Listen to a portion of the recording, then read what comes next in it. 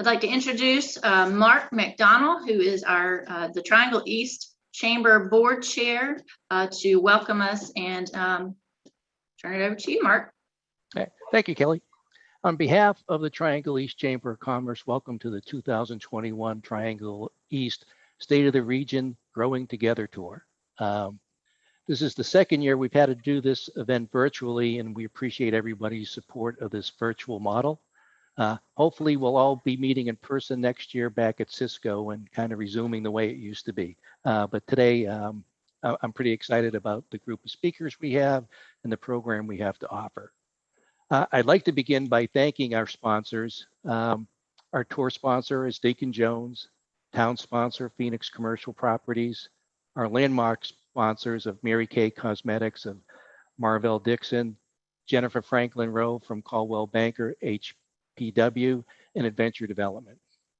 As we begin, it's my pleasure to introduce Richie Bradley, COO and 22-year employee of our tour sponsor, Deacon Jones, to say a few words. Good afternoon. Thank you, Mark. Just wanted to say we appreciate you taking the lead, and us in the county for 40 years have seen lots of growth, and it's very exciting to see what the future holds. And us as a dealership group spread amongst different counties, we are committed to Johnston County, to the Smithfield community. And you'll see over the next 6 months to a year, we're beginning another project as part of this growth. As everyone hears with EV, electrical vehicles and things, you'll see a lot of rollouts from the OEMs and on. So regardless of the negative that the public eye is seeing, car business is strong and has a great future and has a lot to offer, and we want to be there for each and every one of you. Thanks. Great. Thank you, Richie. This time, I'll give the state of the Triangle East Chamber. Obviously, the last 18 months have been a challenge for all of us dealing with COVID, but I sit back and I'm very impressed on how our staff really approached it in an innovative way. Taking basically our entire in-person model virtual in a short period of time and making it work and being successful is a great accomplishment. And some things that I've learned from it was it's great to do a ribbon cutting and have 20 people, 30 people attend, but through the innovation of filming it and doing interviews, we then could actually have 3,000 hits on the website. So although COVID cramped our style a little bit, in other areas, it opened us up to get our events out to more people, and they could access them at their leisure. And I give credit for the team for thinking up those ideas and continue to be creative. As I speak to you today, we're financially strong. We're staying over 500 plus members, again, despite the challenges of COVID. And I'm most proud of how the chamber reached out to the community as a whole. We didn't limit our services and expertise just to members during the COVID times. We were there to help people navigate the PPP application process. We started and managed a business in need fund that reached out to struggling businesses. Again, they didn't have to be members of the chambers, they just had to be part of our community. And that was very successful. We continue to work on successful workforce development programs such as JOCO Works, where we, again, took a very in-person, hands-on curriculum and took it all virtual, but reached out to our students to show them that there are many opportunities out there, whether it's construction, transportation, logistics. So as they entered high school, they could select a curriculum that would offer them future success. We also created the Johnston County Job Board, which focused on how many jobs are here in Johnston County, how many people are leaving Johnston County to work in other counties such as Wake, and can we keep some of those people at home and fill these jobs locally. Lastly, I've been participating personally in the Chamber Alliance with Benson and Clayton, and our first project was to work on transportation and commuter rail, something that not just the members of Triangle East would benefit from, but the county as a whole. And I look as this alliance is being the first step as many projects that we will partner with our fellow chambers to bring on what's best for the community as a whole in the county. But as I sit there being fairly new in this board chair role, none of it could be done without the dedication and talent of the team at the chamber. So I'd like to thank our COO, Kelly Wallace, Christy Lambert, and Krista Phillips. They're there every day. They're getting it done. And it's a pleasure and an honor to work with that group. So with that, that's really the state of our chamber. I do have a brief video from Deacon Jones. For first-time buyers ready to hit the road, for graduates heading to college or new careers, for families, for anyone. Take your pick from Deacon's incredible selection of new and pre-owned cars, trucks, SUVs, and more at 16 locations. And find the one that meets your specific needs. For over 40 years, Deacon Jones has treated you the way you want to be treated. Visit us or shop speakingdeacon.com and you'll be Speaking Deacon. We do have a brief video from some of our Triangle East Chamber communities, and we're going to do the share highlight reel for you now. The Princeton Downtown Improvement District is 95% occupancy. There are 2 downtown restaurants in the works. Plans for a new Princeton community building to replace the current structure is at the design phase. We also have added 21 new homes in the last 12 months, which represents a 3.7% increase in residents. I am Cheryl Oliver, the mayor of Selma, North Carolina. As it has throughout its history, the town of Selma is once again showing its resiliency by continuing to grow in the midst of adversity. Residential and business growth are occurring throughout our town, despite the current pandemic environment and the local and global ramifications of it. New residential subdivisions are being built and others are being expanded. Vacant residential lots are being sought for building new houses. This is reinvigorating our established neighborhoods. Existing residential and business properties are being updated and renovated. These renovations are being done in a professional, quality manner because the owners know that they will be able to obtain their asking price or higher, as is frequently happening. Properties beyond repair are being demolished to create clean lots for new construction. New businesses are opening in downtown Selma at a record rate. These businesses are driving a more vibrant downtown.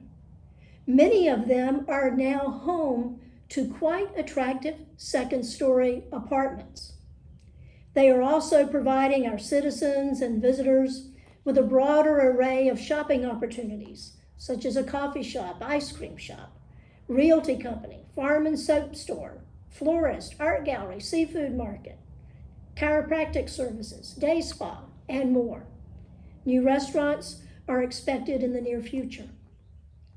All of this will drive us towards our vision of a warm, inviting, walkable slice of small town America that is a desired destination for locals and tourists. Princeton's main focus in 2021 is flood mitigation and drainage improvements. As you can see behind us, construction is going on the Beaver Dam Creek. All our drainage needs represent $4.4 million. 2 drainage construction projects totaling $1,580,914 is already funded and underway. We're moving forward with the next project utilizing American Rescue Plan funds totaling $220,769 and commit from Johnston County for an additional $395,000. To meet existing needs and those associated with this growth, it is important that we regularly update multi-year plans focused on maintaining and growing our physical, technological, social, and communications infrastructure. We have to do this to realize our growth opportunities. Infrastructure improvements are expensive. This is a challenge for Selma and other small towns. We are currently scheduling our own infrastructure projects in a manner that will focus on maximizing our taxpayer dollars and other funding sources. In addition, we are engaged in discussions at the county level regarding options for towns to partner on developing their infrastructure or for county-wide services to be implemented. It is important that these discussions continue and result in decisions that will positively guide the future growth of our towns and the county. The challenge for remainder of 2021 is securing the additional $2.2 million to fully address Princeton drainage needs. In terms of growth, Princeton is yet to experience the explosive growth of western Johnston County. The population of Princeton grew 10% in 2010 census, an additional 10% in 2020 census, which is a 20% increase. Inquiries relating to residential and commercial growth, as well as other municipalities experiencing along the I-94 corridor, we lead to believe that growth is in our horizon. In order to take advantage of future growth opportunities, Princeton is taking several crucial steps to facilitate and protect current population and maintain the small town feel and values of our community. First, we amended the Princeton zoning ordinance to align development requirements with the new land use plan adopted in 2020. Princeton is also in the process of revising its subdivision regulation. Second, Princeton is in the process of adopting stormwater rules that will control runoff from new development. We also plan to implement a stormwater utility that will assist in maintaining our drainage throughout the town. Third, and most importantly, we are working to ensure the adequate water and sewer capacity in place for future growth. In order to successfully manage the current and forecasted growth, there are 3 areas that will need to be regularly scrutinized: policies, processes, and personnel. For example, policies include zoning and code enforcement. Many of our processes are increasingly reliant upon technology. We know we will have to stay abreast of technological changes in order to deliver efficient and reliable services to a growing number of customers. Our personnel are the backbone of all our services. An assessment of our staffing levels will need to be conducted frequently to ensure that our personnel can successfully manage the growth. Princeton is a quintessential southern small town that passionately supports the Princeton Community Schools. Go Bulldogs! Has a growing and thriving downtown business district. It's a great place to live, work, worship, and raise a family. Whether you're looking for a new home or a place to locate your business, Princeton's ready for you to come and visit. We believe our motto proclaims what Princeton is best: peaceful, pleasant, progressive, and proud. Thank you. This sounds like a lot of work. It is, but it is definitely worth doing to keep a special town like Selma alive and well for generations to come. The state of the town of Selma is strong, and we intend to keep it that way. Thank you, Mayor Raines, Mayor Oliver. Hey, at this time, I've been here for a little over 6 years, and Mayor Oliver has been the mayor the whole time. And I would like to thank you on behalf of the chamber for your support over the years now. And I know that you're not running for re-election, but we're very appreciative of everything you've done for Selma and for the chamber. With us on attending is Mayor Raines, Mayor Oliver, Tim Kerrigan from Smithfield, and Wendy Oldham from Wilson's Mills. Mayor Oliver, but is there anything else you'd like to add to your video? Thank you for the opportunity to have the video and promote Selma and the towns in Johnston County. We are fortunate to have a good variety of unique towns that have their own flair and their community that runs through all of them would be our physical infrastructure. And I'd like to hit again upon what I mentioned briefly in the video about the need for our towns to partner to seek the countywide option for services and to look at a regional approach. Because as I said, infrastructure is expensive and small towns have a very rough time deploying and staying on top of the infrastructure needs in a normal time, and that's exacerbated during a growth time. So I look forward to a lot of dialogue. And I think the important thing, my kind of closing comment be that as we grow individually, that we grow together. And that'll produce a wonderful, wonderful Johnston County. Thank you. Thank you. Okay. Mayor Raines, anything else you'd like to add to your video? I would just echo what Mayor Oliver said, and the partnership with Selma and the county and all the municipalities in planning for the future. I will also echo that we've started a task force for regional water and sewer led by Triangle J. Last year, I was chairman of Triangle J, and our speaker that we'll be having shortly has given a great deal of attention to regional planning in Johnston County. I look forward to his speech, but our future is very bright for Johnston County, and I look forward to hearing the rest of the program. Great. Thank you. Okay. Next, Tim Kerrigan, Economic Development Director for Smithfield. Tim, would you like to give a brief overview of Smithfield? Yes, welcome everybody. Thank you for having us. And I think that we really have a great partnership. I love not only what we've done with the towns, working with Merrill Oliver and Raines, but also with the county itself. I think that we've seen through breakfast meetings, bi-weekly meetings that we have with the county, all of us work together so well. So I think we're unique in that. Sometimes we have interactions with Triangle J. Thank you so much, Lee, and your team for everything you do. But it really is nice to see Johnston County the way we work together.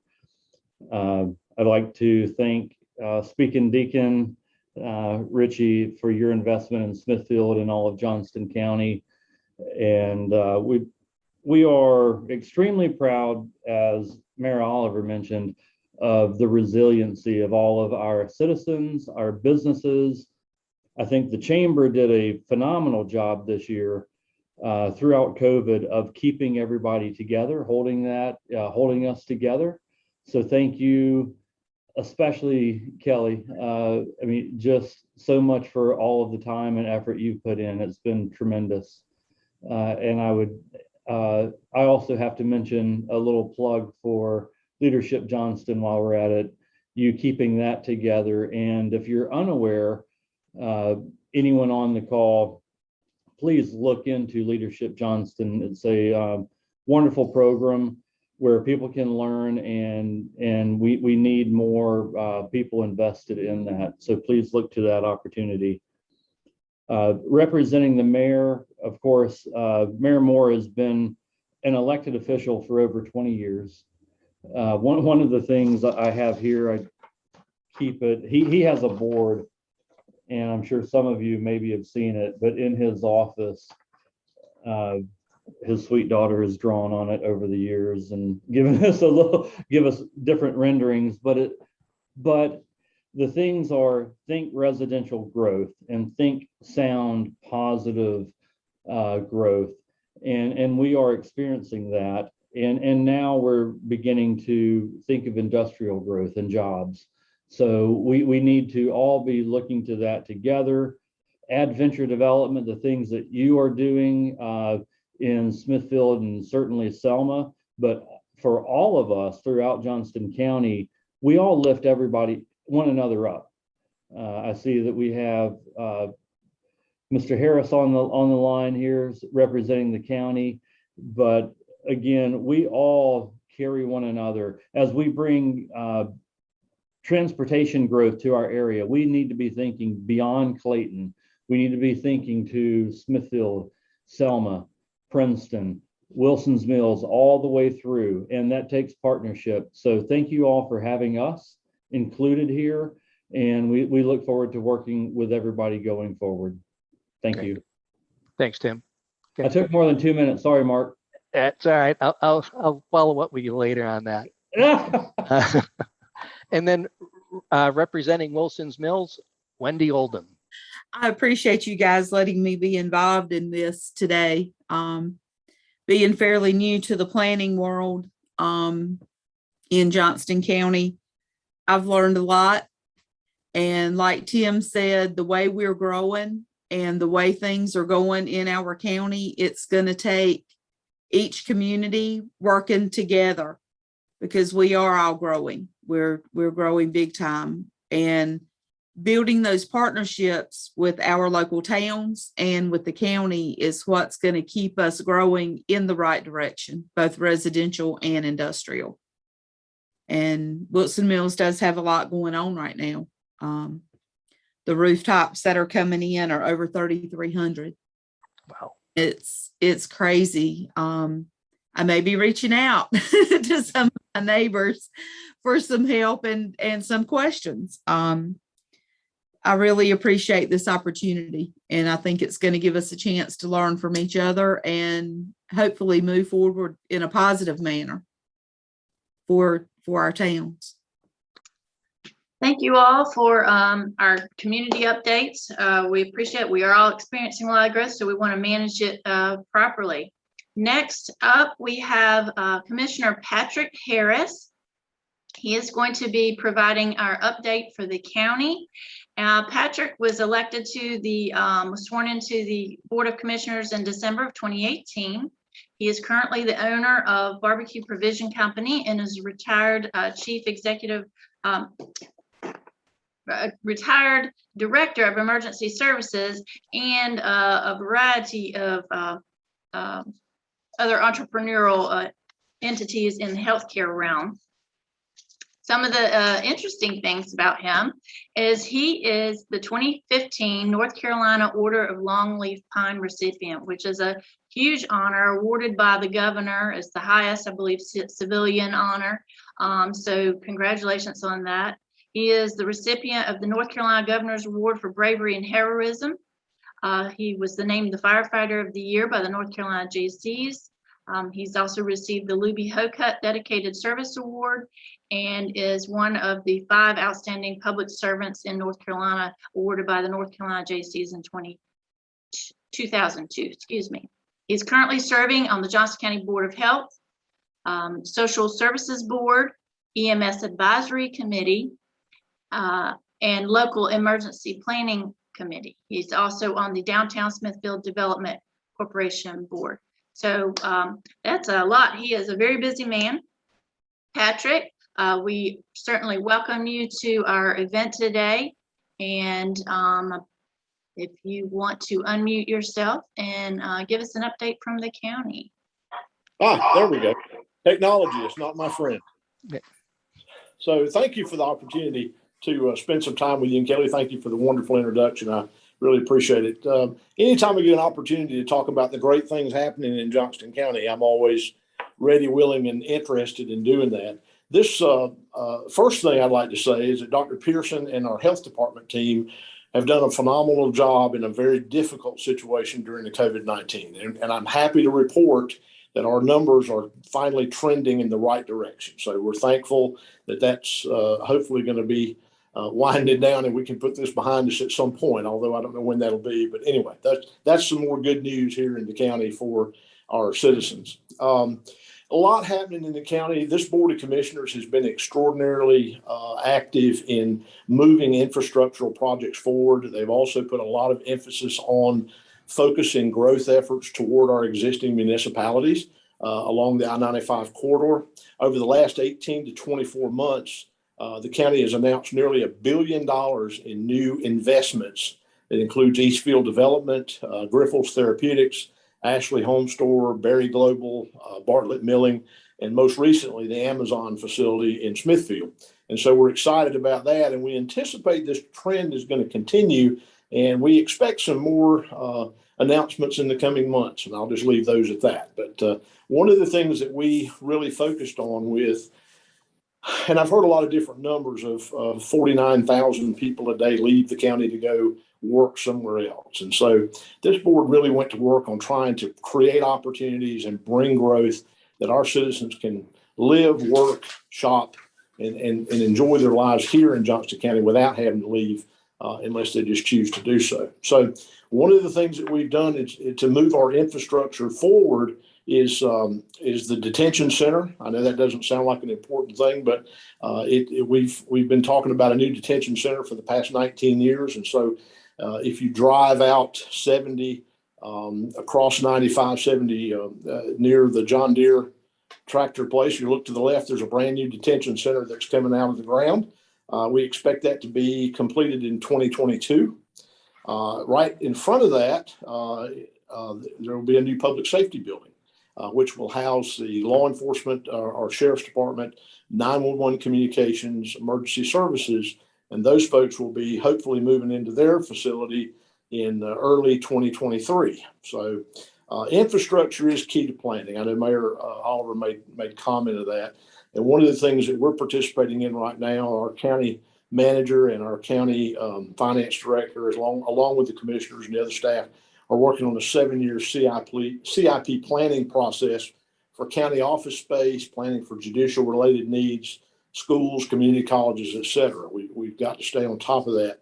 And so we are doing a needs assessment study now for county government to decide, if those of you who've been in the DSS buildings at any time, you know that that's not a great situation. We've got a lot of people packed into about 4 buildings over there.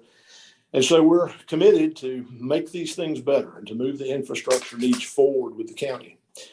This past meeting, and Mayor Raines made mention of it, we were actually, the county board set aside $5.5 million in a fund for the municipalities to assist in drainage related type projects. And that's the first recipient of some of that was Princeton to help with their project. And I anticipate there'll be more to come. So we want to partner with the towns. We want to work together cooperatively.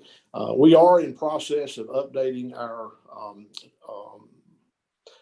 I lost my train of thought. Our development orders, our unified development ordinance, which had not been updated in many years. And so that's a process that's going on now currently that can help us shape and look at the future of how we think Johnston County should look from in the years to come. So we're excited about that. Economic development, Chris Johnson and his folks have done a phenomenal job working cooperatively with the chamber and all the other partners and the municipalities.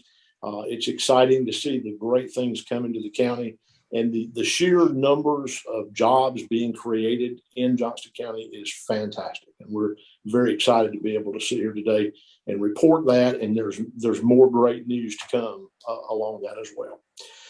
We are currently, we have an RFQ for a form to do a comprehensive water and wastewater review. We're working on that as well, and we will be working to better partner with the towns to address the future needs of that. And then I made mention of our comprehensive land use plan that should be completed in the spring of 2022. So this board also has put an emphasis on parks and open space, greenways. That's something that was new. We created a position for a parks, open space, greenway director, and hired Adrian O'Neill to put him in place to start that coordination process, to set aside open space throughout the county, to work to coordinate the greenways for the quality of life, and also to coordinate with the existing school facilities to better integrate with the local parks and recreation efforts, to be able to cross-utilize those campuses, ball fields, facilities, so that the citizens can get benefit of those, not just during the school months, but anytime that there's a sport being played or that those areas are needed. So we purchased land. We're starting to do some, I don't like to call it land banking, but we are setting aside some land for parks and recreation, and also looking at the future needs of schools throughout the county. There will be much discussion in the coming months on a bond referendum for the schools and the community college. So I want to also show great appreciation to our county manager, Rick Hester, who I will add is the longest serving county manager in North Carolina. And there's a reason for that, because he does a phenomenal job, and we're very thankful to have him. But he's got a great team with Chad McLam as our finance director and deputy county manager, our county attorney. I mean, there's just so many good people that are doing a great job to try to move Johnston County forward. We're fortunate today to sit in a position where the state of the county is good. Our finances are in order. We are in good shape because of years and years of good management and good decisions by previous boards. Our financial health is fantastic. We're in good shape. Our bond rating is strong, so we're able to sell bonds and have a great interest rate on the things that we're doing. So there's a lot of great things happening in the county, and we're just excited to be part of it. I will say that I'm one of 7, and I've enjoyed working cooperatively with the other 6 commissioners. We all have very different ideas sometimes, but we all come together, and everyone has the best interest of the people of Johnston County at heart. And we all have different ways of saying it and different ways of doing things, but it's been a great experience, and I'm very humbled to be a part of it and thankful to the citizens for allowing me the opportunity. And I look forward to continuing to serve. And it's just been a great thing. And hopefully I can answer questions if anyone has any, if that's appropriate. But I appreciate the time. Thank you so much, Kelly. Thank you, Patrick. Yeah. When Kelly and I were talking about putting this program together, it was just about the time that the census data was released. And of course, Johnston County jumped off the map as the fastest growing county in the state. And then the common theme was what everybody talked about today. Each of our speakers talked about the growth that's coming to the county. We talked about what did that mean to us. So I was talking with Chris Johnson. I said, I'd really like to have that theme and learn what the census and the growth does mean to the county. And Chris said, you may want to talk to Lee Worsley. He'd be a great speaker, really knows his analytics and his details, and he'd be a natural fit for this event. So we reached out to Lee, and he agreed to speak, and we're very grateful for that. So Lee has been the executive director of Triangle J Council of Government since July of 2015. Triangle J Council of Government is the lead regional organization representing 46 municipalities and counties in the 7-county Research Triangle region of North Carolina. He earned a Bachelor of Science in Political Science with a concentration in town and city county management from Appalachian State. In 1997, he earned a master's degree in public administration from the University of North Carolina, Chapel Hill. Lee is the past president of North Carolina City County Management Association and the past Southeast Region vice president of the International City Council Management Association. He's also served as president of the UNC MPA Alumni Association and the Appalachian State University Local Government Alumni Association, and currently serves as the chair of the North Carolina Association of Regional Councils. So again, not a gentleman with a lot of spare time because he keeps himself busy. So Lee, thank you for agreeing to be our speaker today, and I'll turn it over to you. Thank you, Mark, and thank you to everyone for the invitation, for allowing me to be part of this great event. It's great to see friends on this Zoom, folks that I get to work with and have the pleasure to work with day in and day out, and individuals that really care about their community, but also care about what's going on in other communities as well. And that's what's great about not only the Triangle East region that we're talking about today, but really the entire Triangle region, is that there's just lots of individuals that are just good neighbors, just want to help each other, just want to step in and do good things. So If you'll give me 1 second, I'm going to attempt to share my screen. We're going to see if the technology works out. All right, that seems to be working. Good. Am I good with the screen share? Excellent. You're good. All right. Well, I'm going to get started. So I was tasked today to talk a little bit about growing greater together in the Triangle East region and the impact of the 2020 census, but to sort of set some context and to make sure that you know who I am and what our organization does. As was mentioned earlier, Triangle J is one of 16 regional councils in North Carolina. And so we'll talk about that for a second. We'll talk a little bit about a high-level census overview. We'll talk about how the census is impacting the Triangle region. And then we'll get into Johnston County and the municipalities and the unincorporated areas of Johnston County and what the 2020 census means for those areas as well. So what is a regional council? As I said, we are one of 16 regional councils in North Carolina. Each of us serve a diverse and distinct region.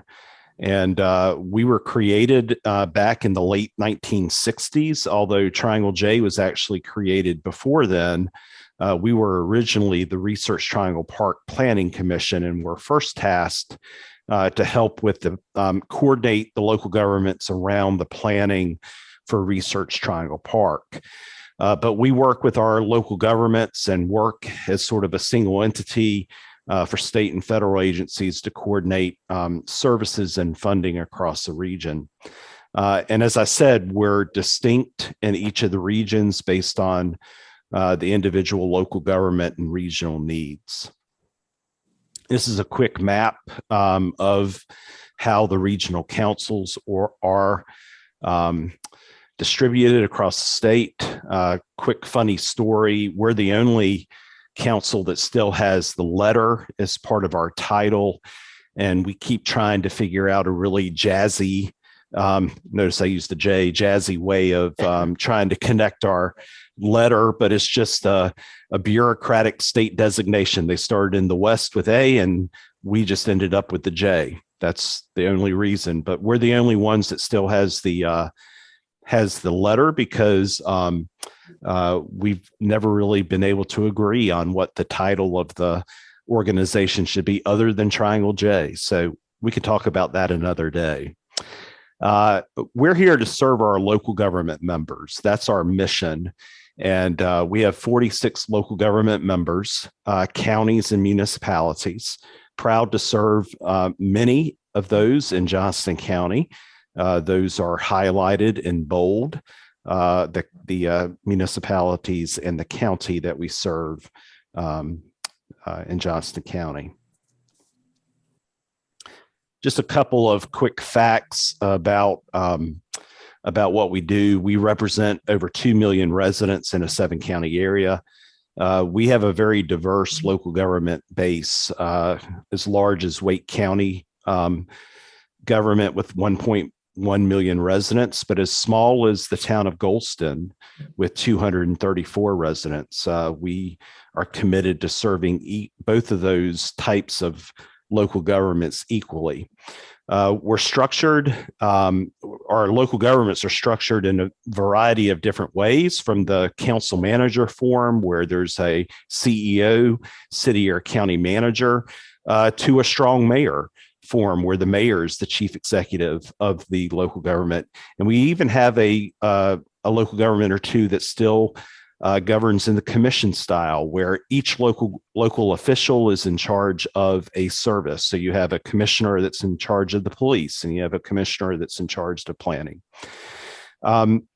Many and most of our local governments are very healthy financially, but we do have some local governments that are struggling financially for a variety of reasons. It could be utilities, it could be a lack of growth.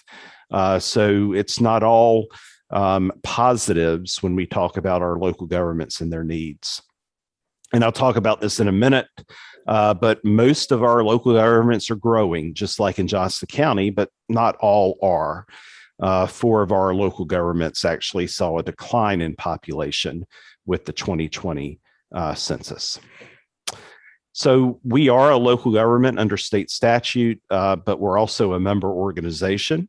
So we operate like a local government with regard to open meetings and public records and having elected officials as our governance structure, but we also have to show value to our members, and they choose voluntarily whether to join the COG each year. So we're very proud that we're at 46 local governments. So let's talk about the census. And I just wanted to put some guardrails about what we're talking about today. Even though the huge headlines are the census numbers have been released, and obviously the 2020 census is something we only do every 10 years. The actual data that we've gotten from the census is actually pretty limited. It's total population. It's population over the age of 18, and that's it right now. We don't know how that population is divided other than 18 plus or less than 18. And race and ethnicity has been released. There'll be more data that'll come out in the coming months that will show information on topics not covered in the initial release. Data such as sex, relationship, and household type, age, race, and vacancy status will also be released later. So while there's a lot of really interesting data, I think there's lots of opportunity to get into the data even more. So what are the big headlines for North Carolina when you're looking at the census? What are you going to see on the television? We grew as a state. We grew from about 9.5 million to 10.5 million, close to a million person increase, or about 9.5%. That has resulted in the fact that we will get a 14th House district that'll be allocated to North Carolina. But there's interesting information within the growth. We talk about the growth, but did you know that the majority of North Carolina counties actually lost population? If you look county to county, 49 counties gained population, which was a total gain of just over 1 million people. But 51 of North Carolina's counties actually lost population, 147,000. I think that's a testament to the continued urbanization of North Carolina. So while we talk about lots of opportunities in our region and prosperity and lots of opportunities for economic development, there's a lot of counties that are dealing with population loss, thinking about shrinking tax bases, and really struggling to think about how they can retain individuals that grow up in their counties. So quickly, the state's largest 5 counties in terms of population is Wake County is the largest county. Mecklenburg's close behind, Guilford, Forsyth, and Cumberland. The smallest 5 counties, Terrell, Hyde, Graham, Jones, and Camden. And obviously, the largest counties are in urbanized centers in the state. The smallest counties are sort of interspersed between eastern and western, although mostly eastern counties, and one western county with Graham. If you look at it based on percentage, Johnston was in the headlines. Johnston County, fastest growing county in North Carolina in terms of percentage growth, 27.9%. Brunswick was close, 27.2%. But Wake and Durham, which is also in our region, also made that list of fastest growing counties. Wake at 25.4, Durham at 21.4. We did the 5 counties with the largest percentage losses included 2 of the same counties that were on the previous slide of smallest counties. So Terrell and Hyde at a negative 26 and negative 21% loss in population. And then you see the others, Northampton, Anson, and Washington. And again, just to note, 3 of the 5 fastest counties in terms of population gain and percentage are located in the Research Triangle region, Johnston, Wake, and Durham.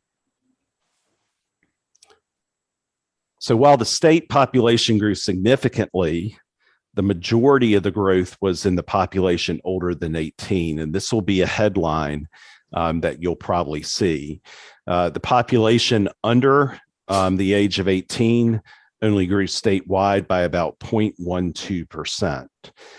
Nationally, the population under 18 declined by 1.4 million, whereas the 18 and older population in North Carolina grew by 12.4%.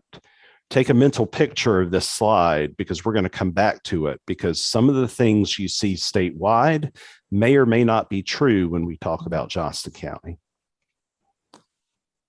So also some information about when you start looking at the racial and ethnic makeup in the census numbers, it's important to know that there were some changes in how the data was collected. So for 2020, the Census Bureau changed how they asked about race and ethnicity and also how it was coded.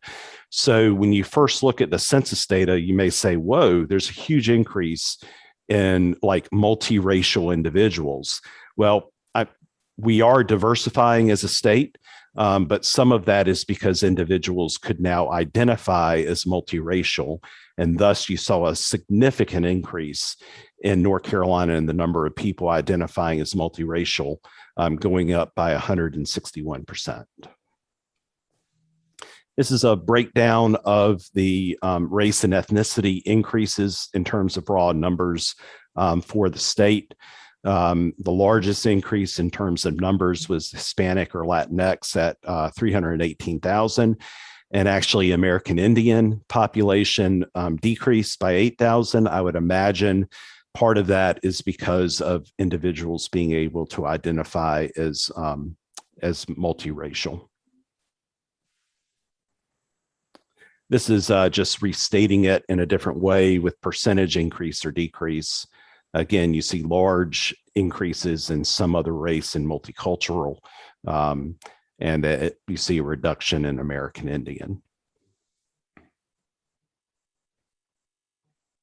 So let's talk a little bit about the Triangle J region and how the census has impacted our region. So what are those headlines again? So from 2010 to 2020, our region grew quite a bit, grew from 1.6 million to 2 million. And when I use for me, when I talk about region, it's the 7 counties in the Triangle J area. So that's Johnston, Wake, Durham, Orange, Lee, Chatham, and Moore counties. So those are the 7 counties in our region. So these numbers are representative of that, that geography. So that's an increase of 377,000 people, or a 22.4 increase. That's compared to the statewide increase of 9.5%. So obviously our region, we all know it, our region grew considerably more than the state as a whole. But when you start looking into the numbers, this is when it gets really interesting. Our growth, just the growth in terms of new individuals, outpaces most of the total population in most North Carolina counties. So if you just took all the new residents in the Triangle region and put them into a county, they'd be the 5th or 4th largest county in North Carolina at 377,000 people. Significant growth in the region. All of the counties in our region are in the top 50 largest counties in the state. So even Lee County, Chatham County, all counties have gotten above that top 50 in terms of the largest counties in North Carolina. And the growth isn't just happening in the county. As you know, they're happening in our cities and towns and villages. So 18 municipalities between 2010 and 2020 added an average of 1,000 people every year. Half of those, 9 of them, are in the Triangle region. Raleigh, Durham, Cary, Apex, Wake Forest, Holly Springs, Fuquay, Varina, Morrisville, and Clayton. We'll talk about Clayton in a little bit. if I can advance. Uh-oh. I have gone blank. I'm going to stop sharing. I'm going to reshare just to, I moved some stuff around and nothing like a technical glitch, right?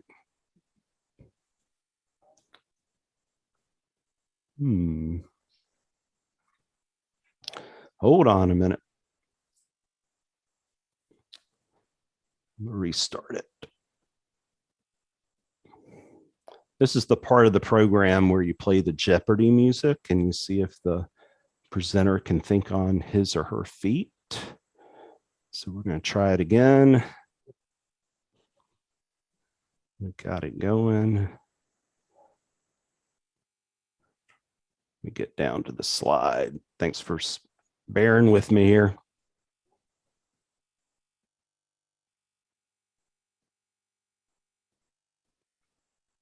Here we are. All right. We doing okay? Can people see again? Yes. Great. Okay. Sorry. So, well, like I said, we'll talk about Clayton again in a second. So I mentioned this earlier. It's not all good news, though. And I think it's really important to emphasize this. While we talk a lot about the growth in Johnston County and in the region, there's some communities in our region that are experiencing population loss. And so I think it's important that we recognize that and we do what we can to support those communities. So Cameron and Moore County, Siler City and Chatham County, Goldston and Chatham County, and Taylortown and Moore County all experienced population loss. So they are not looking at the census in the same way that we're looking at it today.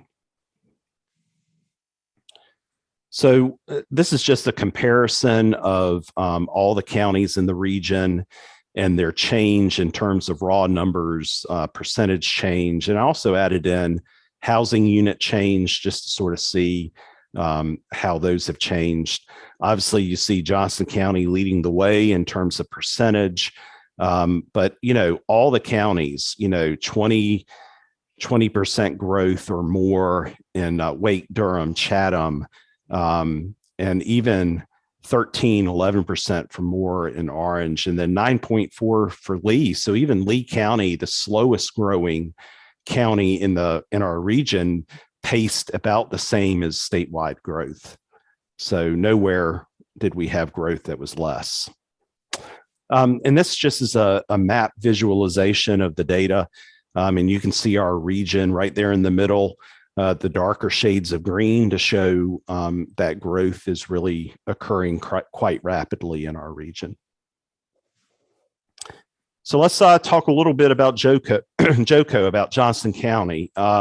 This is a table that shows the population changes in Johnston County for each of the municipalities, for the county, and for the unincorporated area, or the area that's not in a municipality, from 2010 to 2020. And so what I did is I put the 2010 population, the 2020 population, the change in population in terms of raw numbers, the percent change, and then the rank is where the municipality or the county ranked in terms of percent change when compared to all the other municipalities and the counties. And you can see all of the municipalities ranked at least in the upper 50% of all municipalities in terms of growth percentage. There's 550 some odd municipalities in the state. So Archer Lodge, 145th fastest growing, Benson 96, Clayton 24. Clayton increased by 63%, a huge number for the town of Clayton. Pine Level 93rd, and of course we've got Johnston County at number 1. But I want you to concentrate, and we'll talk about this a little more. I want you to take a look at that unincorporated area number. So while the county and the municipalities all grew very rapidly, there was significant growth in the unincorporated areas. an addition of 34,000 people, the growth rate in the unincorporated areas of Johnston County actually was faster than the county as a whole. And so we'll talk about that and zero in on that in a few minutes. So I asked you to remember that statement earlier in the presentation about slow growth in children under 18. Well, that's not true for Johnston County. So here's the slide that I put up a little bit earlier that talked about the slow rate of growth for the population 18 and under. Well, this is what it is for Johnston County. Johnston County, the rate of growth for children under 18 was 19%. So again, I think it's really important as you're looking at data and talking about trends that you do all you can to get that data as localized as possible so that you have the right data to actually have a conversation about and to make decisions. It's an interesting difference in data between Johnston County and the state.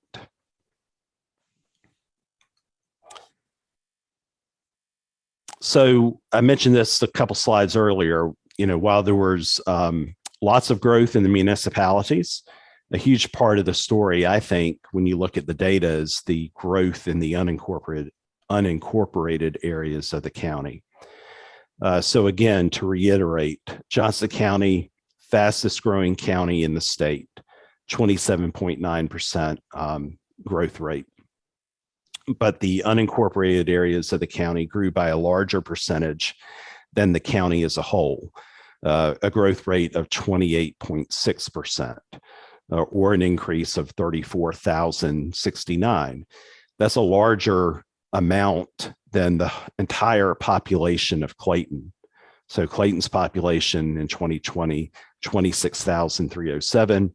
The entire growth in the unincorporated area was 8,000 more.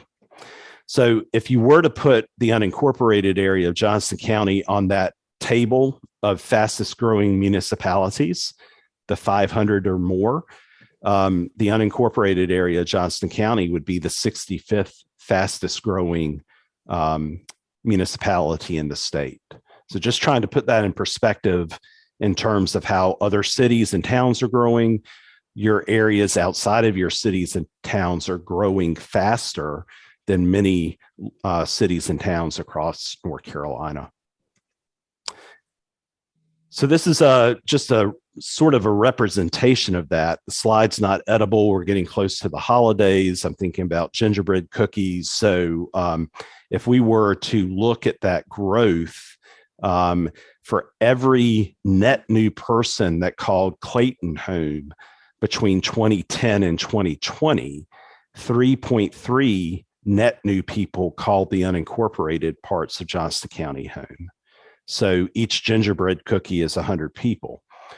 So on the left, you've got Clayton and how much they've grown. And then on the right, you've got the unincorporated parts of Johnston County and how much those areas have grown. So we're going to move in a little bit to some more targeted conversations about, well, okay, the unincorporated areas are growing, but where? These are, since we don't have any data better right now than just census tracts, we're going to concentrate in on a few census tracts and just talk about where those large percentages of growth have occurred. These are the 2020 census tracts. You can see them, and we've overlaid Interstate 40 and 95, and then the municipal limits just to give you good orientation. We're going to take a we're going to travel real quickly around Johnston County. So the first one I wanted to highlight is this one, just as you get into Johnston County on I-40, near Garner along Highway 50 and down to Highway 42 interchange. This is Census Tract 41-112. It grew by 192% from 2010 to 2020. So the highest percentage growth in Johnston County in terms of census tracts. the next, we're going to move over to just south of Archer Lodge.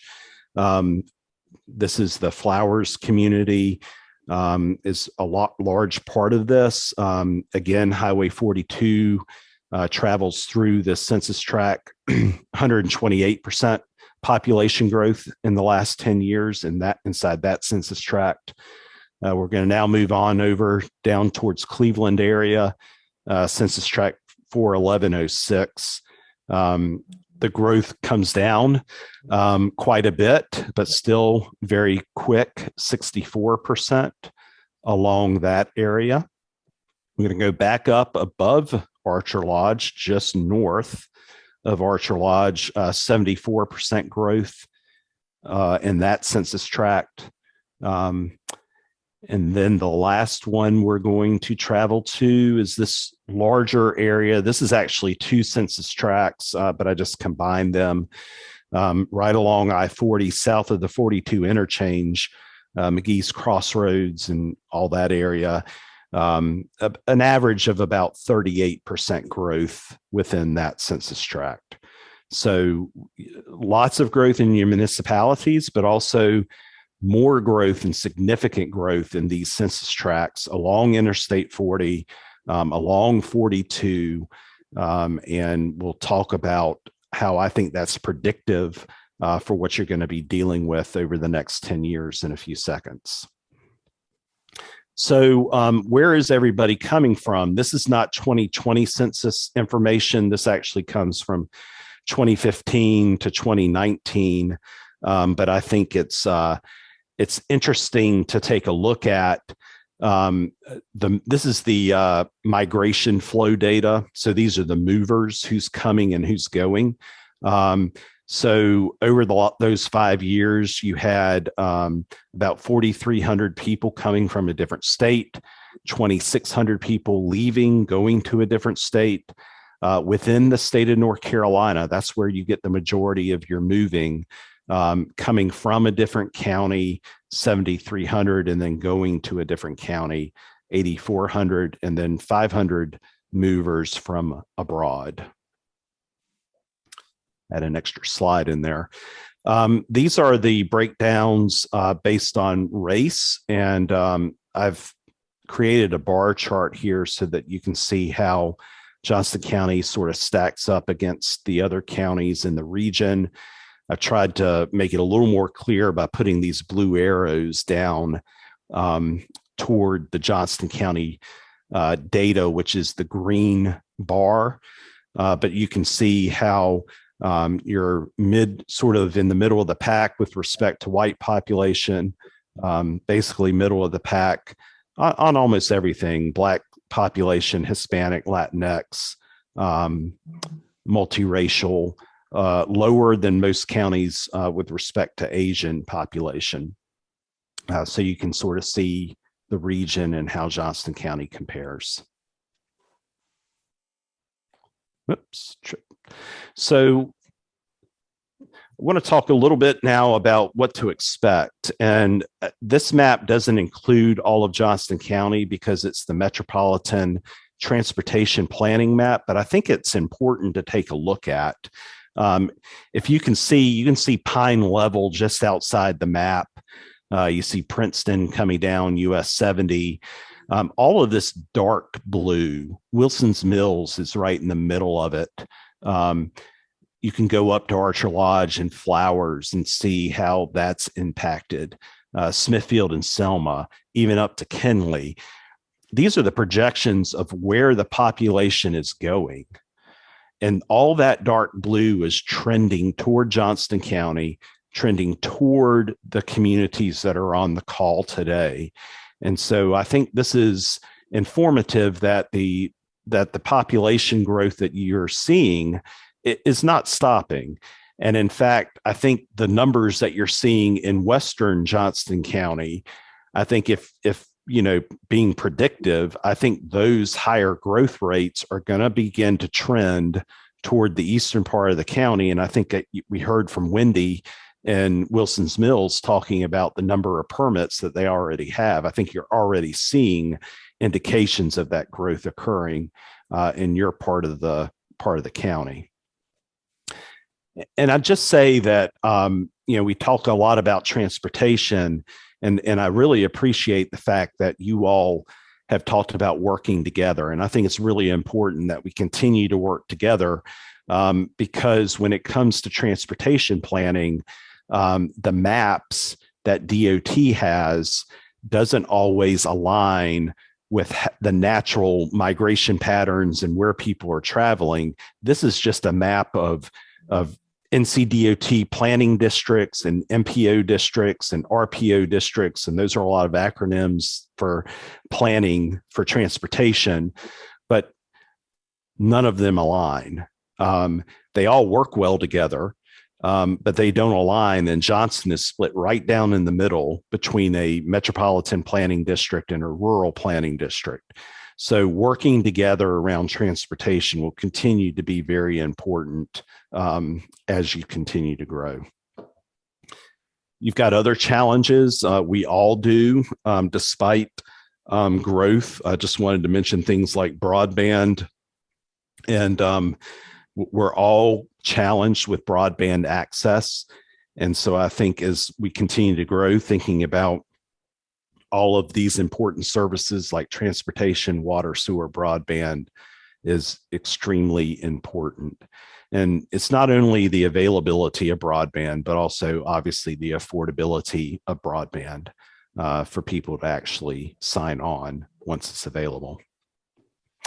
So a few unsolicited observations from my perspective as a regional council director, and I've been doing this for 22 years now in local government management. Just a few observations from the data and anecdotally what I see day to day. And we all know this, more growth is coming to the region. And I think especially for the Triangle East area. I know that completion of improvements to US 70 for I-42 and the completion of NC 540 is going to do nothing but accelerate the growth in the Triangle East area. But I also would say that the communities that are on the call today are really in a unique place.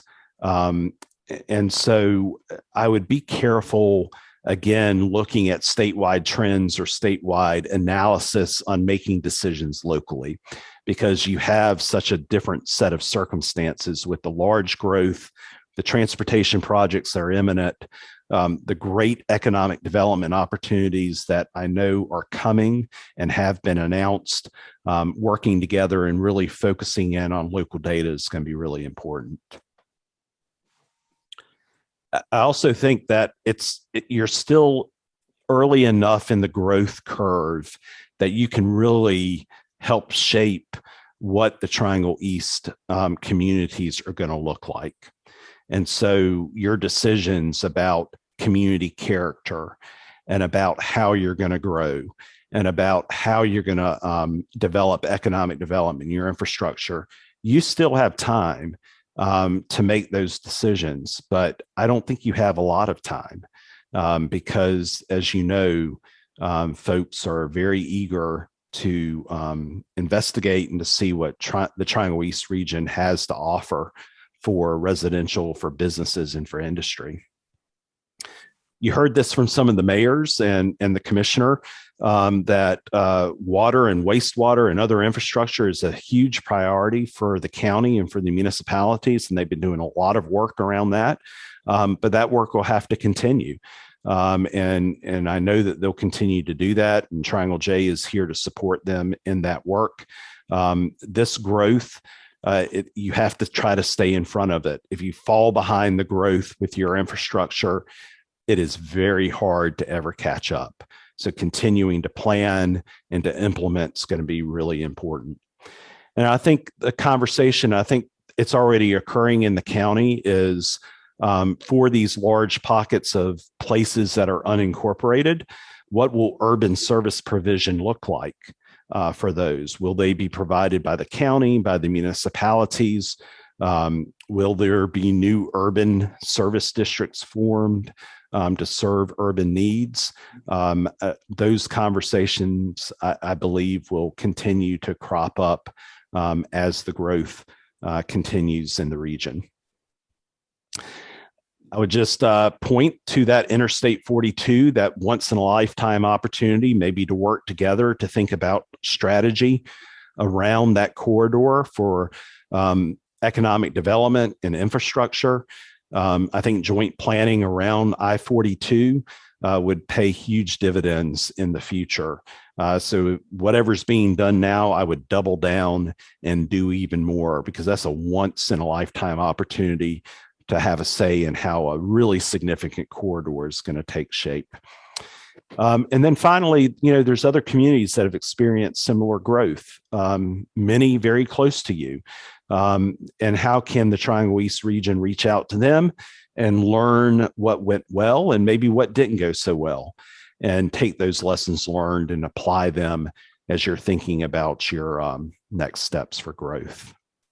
So just a few more slides with lots of attention directed toward growth. It's also important, I think, to think about the populations that are already in the county and populations that continue to age, and are we all properly prepared? So just a couple more statistics. By 2030, in just 9 years, the entire baby boomer cohort, which is about 73 million people, will be 65 or older. In 5 years, the oldest boomers are going to be turning 80. And so, and that's not just a Johnston County issue. That's an entire statewide issue. This map, I think, is really interesting. It shows the counties with more people age 60 and over than between 0 and 17 in 2038. And what jumps out to me immediately about this map is that the counties that are not going to have that majority of age 60 are all military communities. You see Fort Bragg with Cumberland, Harnett, and Hoke, Camp Lejeune and Onslow, and then Cherry Point and Craven. That's my guess, is because of the military presence. That's why those counties aren't showing that. But we all have communities that are graying. And so how do we plan for that new growth? But we also make sure that the growth is age friendly for folks that are aging, but also attractive to new families. And I would say that if you plan in a way that is age friendly for individuals over 60, they're also going to be very friendly for any other age cohort that's looking to make your community home. So with that, I just want to say thank you. I appreciate the opportunity to talk for a little bit, and happy to try to answer questions or continue the dialogue in whatever way I can. And I'll stop sharing so we can see each other. Thank you. Thank you, Lee. Very interesting numbers. We do have a couple of questions in the chat here. Jonathan's wanting to know how what do you think of Starlink and the ability to solve the broadband access issues throughout in our area. I've never been asked that question, and I'll have to admit I am not I'm not educated enough on it to be able to give an opinion, but I'd be happy to do a little research, and maybe if Jonathan wants to reach out to me, I'd be happy to research it a little bit and get back. The only thing I will say about broadband, and this is Lee's opinion, doesn't necessarily reflect the opinion of Triangle J, but our local governments have got to have more flexibility around broadband. And I think that until that happens, we're in a really tough position. So right now, local governments are very limited in what they can do around broadband. I think broadband is more and more being looked to as a critical infrastructure utility. And so I'm not saying that local government should take over broadband services. I think there's a role for the private sector. but I think local governments can help encourage and make conditions right for the private sector to come in and provide the service. And we need more flexibility, whether that's Starlink or, AT&T or whatever the service may be. Thank you. Well, one of the challenges that we have here in Johnston County around workforce is we are a net exporter of workers. We have 65,000 folks leaving our county going elsewhere. And so there's a big push to get commuter rail into Johnston County to maybe start bringing some folks from Wake County here, but also provide that access for some of our rural communities that don't have access. So I know that there's some work being done to maybe get it to Clayton, but we've got an active station with tracks and all in Selma. So what do we need to do to get it to Selma at least? Well, I think first of all, I agree. I think commuter rail is a really great opportunity, but it's got to be rail. To make a commuter rail system successful, it has to be reliable. It has to be, you have to have runs that are frequent enough that people will actually choose to take it and be able to rely on being able to get back at a time that's reasonable of their choosing. And so having said that, I do congratulate and appreciate, I see Commissioner Harris still on the Zoom. The county has been very engaged in these conversations. I know that they have, talked about the desire that, that the commuter rail, access as much of Johnston County as possible. And so I think there's conversations about the Clayton to like Durham is like first phase, right? And then once that's completed, I think there are opportunities not only down to Selma, but even potentially more Western opportunities out of Durham. The other thing around rail that I think is important to keep in mind is that the state is beginning to have lots of conversations about the S line. The S line is a potential north-south rail that would be like up to Wake Forest and down into Raleigh. And so it's several corridors that I think we need to think about to have a connected region. It's this east-west corridor, the commuter rail. It's north and south opportunities. It's how do we connect that to bus rapid transit in Raleigh and Durham? And then also how do we plan ahead of time for future growth, like in Chatham County with Chatham Park, the growth that's going to continue to occur in Johnston County. So I think we have both the challenge of what do we need to do right now, but also continuing to plan for the needs 20, 30, 40 years down the road or down the tracks. Yes. And having a comprehensive plan that includes that first or last mile. You get them to the station, but then you got to get them to their final destination. So absolutely. That sort of last mile is really important. I know, for instance, the Research Triangle Park is testing different ways of thinking about that last mile connection. And yeah, that's absolutely correct. That can't just be commuter rail. It's got to be commuter rail with these other options. Really integrated mobility is the key. Absolutely. I'm not seeing any other questions. Any of our speakers, anything on your mind that you would like to ask or last comments?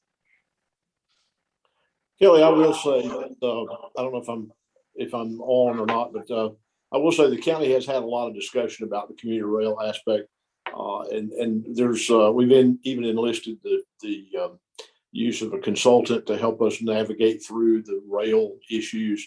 The phase one, as y'all have alluded to, would probably end up in Clayton, and then phase two would bring it further into the county, maybe perhaps to Selma. One of the things that is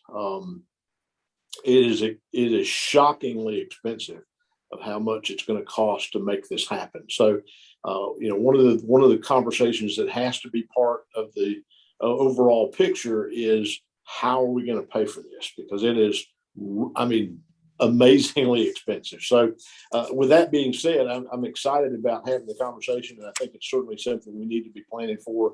And, you know, we need to plant trees that we may never sit under the shade of, but it's a realistic conversation is how is this going to be funded? And then that component you alluded to of once we get them to from point A to point B, then how do we get them out to where they need to go? And so those are all real conversations that we're carrying on right now with the county. So it's a good time to have the conversation.